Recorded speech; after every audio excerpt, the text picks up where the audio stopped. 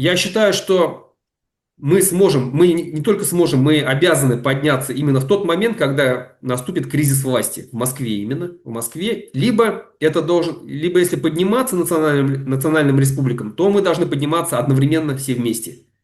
Если одновременно все вместе поднимется 5-6, ну или хотя бы 3 крупных национальных республики, условно, Саха-Якутия, Башкортостан, Татарстан и Кавказ, я думаю, что тогда России придет кирдык, как говорится. Вот. А это реально? А так, если одна, ну потому что у них не хватит сил тогда точно.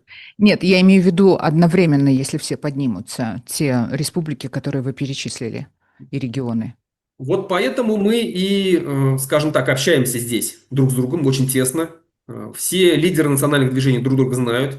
Мы хорошо на связи. И, ну, в принципе, мы все единодушно пришли к такому мнению, что вот если придет час X, как мы его называем, то подниматься надо все вместе. По-другому никак.